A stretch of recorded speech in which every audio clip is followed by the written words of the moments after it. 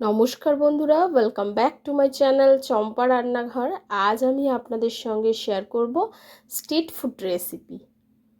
বাড়িতে যদি কোনো আত্মীয় স্বজন আসে বা বাচ্চাকে সন্ধেবেলার টিফিনে অবশ্যই এই রেসিপিটি বানিয়ে দিতে পারেন। তার জন্য প্রথমে ময়দা মেখে নিতে হবে। এখানে নিয়ে নিয়েছি 200 গ্রাম ময়দা, তার মধ্যে একটু লবণ আর সাদা তেল দিয়ে ময়াম দিয়ে খুব ভালো করে ময়ামটা দিতে হবে। তেল আর লবণ দিয়ে আপনারা চাইলে একটু চিনিও এখানে ব্যবহার করতে পারেন, তবে আমি এখানে লবণ আর তেল দিয়ে খুব ভালো করে ময়দাটাকে মিশিয়ে নিচ্ছি। নেওয়ার পরে অল্প অল্প জল দিয়ে একটা সুন্দর ডো তৈরি করতে হবে। ডোটা কোনো রকম নরম হবে না, আবার খুব বেশি শক্ত হবে না, একটা মিডিয়াম ডো এখানে তৈরি হবে।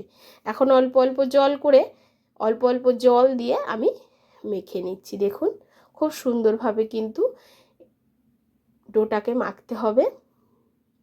অল্প জল দিয়ে অল্প করে জল দেবেন, কারণ বেশি জল পড়ে গেলে ডোটা যদি নরম হয়ে যায় তাহলে কিন্তু টিফিনটা অতটা ভালো হবে না।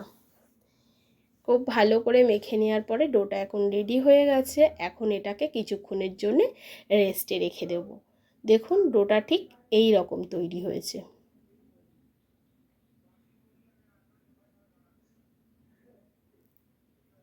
ডোটাকে সাইডে সরিয়ে রেখে টিফিন রেসিপির স্টাফিংটা তৈরি করে নেব। তার জন্য এখানে নিয়ে নিয়েছি কিছুটা চিকেন, বোনলেস চিকেন নিয়েছি। চিকেনগুলোকে টুকরো টুকরো করে কেটে নিয়েছি। এখন এর মধ্যে দিয়ে দিচ্ছি আদা রসুনের পেস্ট 1 চামচ, দিয়ে দিচ্ছি লঙ্কার গুঁড়ো, দিয়ে দেব হলুদ গুঁড়ো, দিয়ে দেব জিরা গুঁড়ো, দিয়ে দেব একটু ধনিয়া গুঁড়ো, দিয়ে দেব পরিমাণ মতো লবণ, দিয়ে এটাকে খুব ভালো করে মেখে কিছুক্ষণ ম্যারিনেট করে রাখতে হবে। 15 থেকে 20 মিনিট এটাকে যদি ম্যারিনেট করে রাখেন তবে কিন্তু খেতে ভীষণ টেস্টি হয়। তবে আপনাদের হাতে যদি সময় কম থাকে তাহলে একদমই দরকার নেই রেস্টে রাখার। চলে যাব সঙ্গে সঙ্গে উনানের কাছে।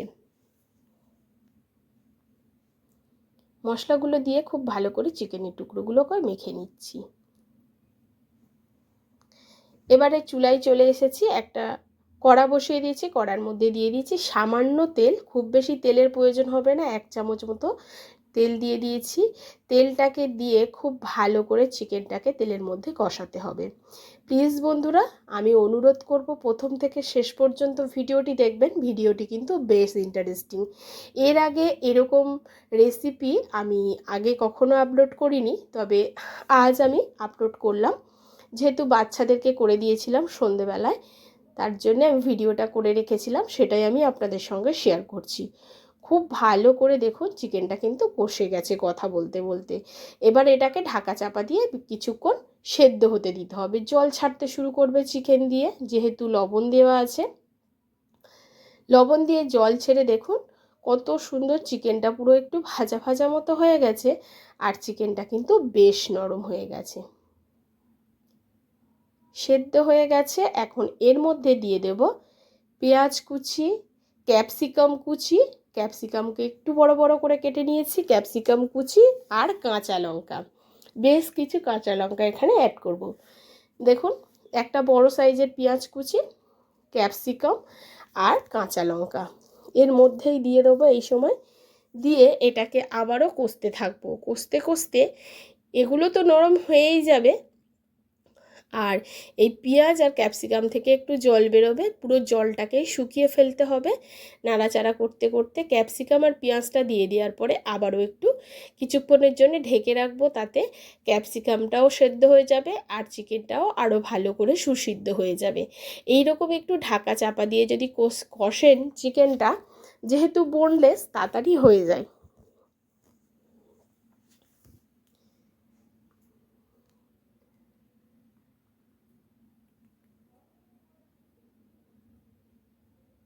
কিছুক্ষণ পরে ঢাকাটা খুলে নেব, প্রায় 5 মিনিট পরে ঢাকাটাকে খুলে নিচ্ছি। এবার একটু নাড়াচাড়া করে দিচ্ছি। এখন কিন্তু ক্যাপসিকামগুলো বেশ নরম হয়ে গেছে বন্ধুরা, আর নাড়াচাড়া করে আরও একটু কষিয়ে নিচ্ছি। এখন কিন্তু আমাদের পুরটা একেবারে রেডি হয়ে গেছে। এর মধ্যে আর কিছুই দেবো না, শুধু সবার শেষে একটু দিয়ে দেবো এখানে টমেটো সস। যদি আপনাদের কাছে সয়া সস থাকে সেটাও দিয়ে দিতে পারেন।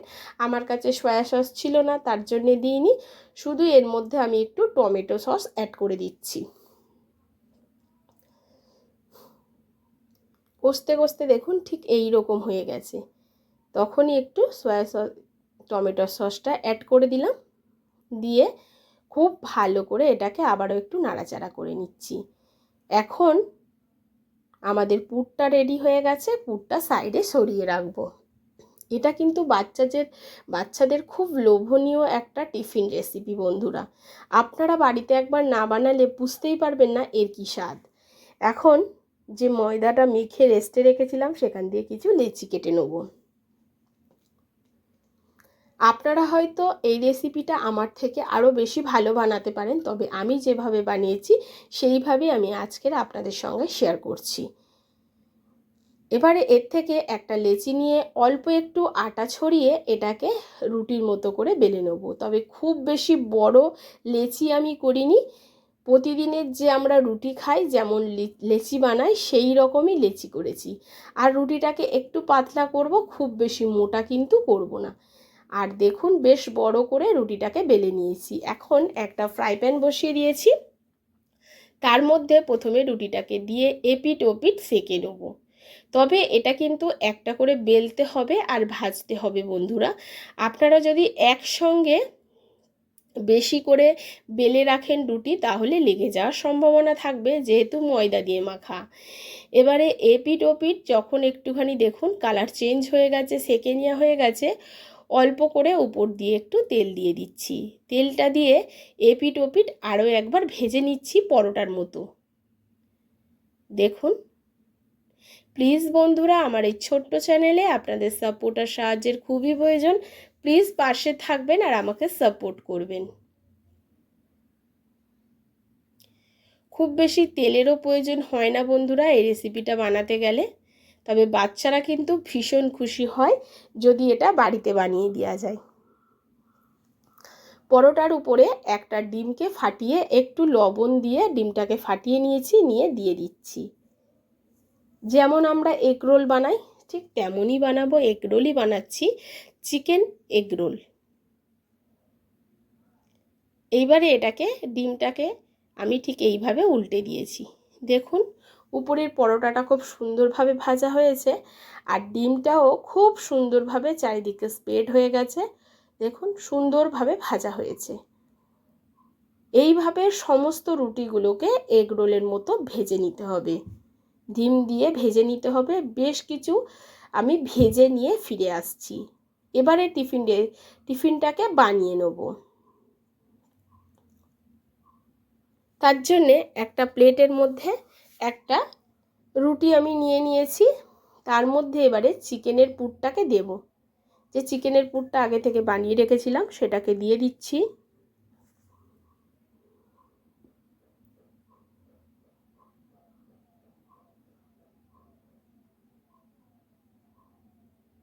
এবারে এর উপর থেকে দিয়ে দেব একটু টমেটো সস।